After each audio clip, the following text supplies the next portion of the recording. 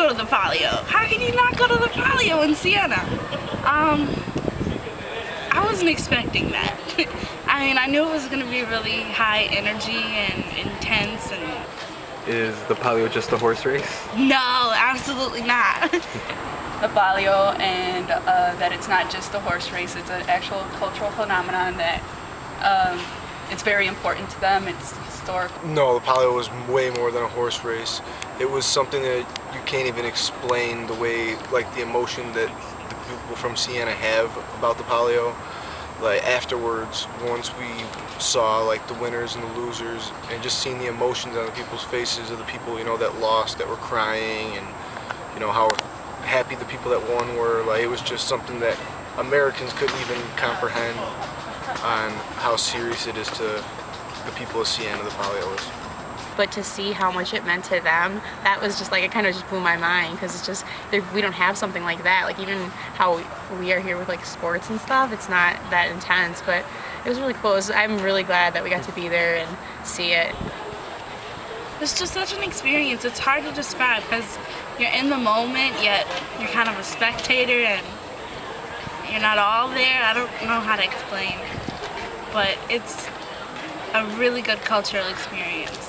In Siena, I think one of the most memorable moments was actually the Contrada dinner at the Torre Contrada with Luca, with Adam, with Joe, seeing Maria there, with La Zia. Yeah, me, Edgar, and Adam, we got to go to the Contrada dinner, which was like my favorite experience out of the whole thing, because you really got to see a side of Siena that you didn't get to see otherwise. Like it was completely closed to the public, so it was like it really made us feel like we were special, you know, to be able to be part of something like that. Yes. La Torre. Yes.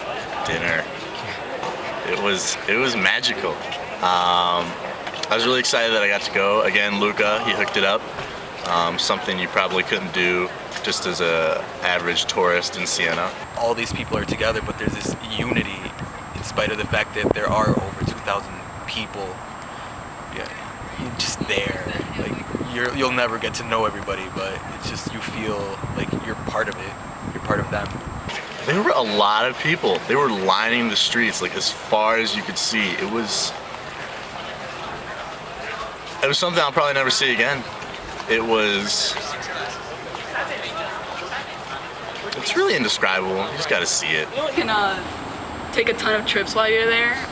The best weekend I had there was when Alexandra, Maria Yusko, Lindley and I went to Elba for the weekend, island of Elba. It was beautiful. Florence. Love Florence. I think we're really embraced there. People just seem really happy to see us, happy to get to know us. Before I flew into London and I spent 2 days. I was traveling with Adam, and we spent 2 days and 2 nights in London, and we saw some musical theater there. We saw Les Mis and The Lion King in the evening, and then during the day we just walked around everywhere. Well, 2 of my roommates, we went to Rome to see an opera, Aida, at the ruins of the Terme Caracalla, and in the hostel we stayed in.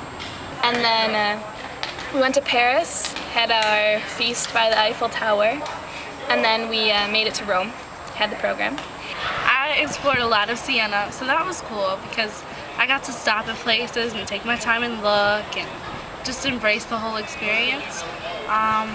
I really loved the Santuario de Santa Caterina. It was beautiful. So beforehand, I went with a fellow classmate of mine, Alexandra, and we left a week early, and we went to Paris, we went to London, and then on the backside, we took a ferry from Bari, and we went to Greece for a few days. These are all things that by themselves would cost an exorbitant amount of money, but being already in Italy, it was financially and it was financially possible, and it was something I never could have done had I not gone to Italy in the first place. after the program, we took the overnight bus down to Bari, and then we took a ferry over to Corfu, which is an island of Greece, and that is just absolutely beautiful. We went to Florence. I was in Venice. I was in Rome. But my favorite place in Italy was Siena. I just loved the whole atmosphere of the city and everything about it. The people there, everyone was really friendly. And I liked the whole really small town vibe where it was, you know, just this little medieval village. It was really peaceful. Definitely a big change from coming from a big city like Chicago. My favorite city, I really liked going to Milan. I liked going to Lake Como. But I loved being in Positano.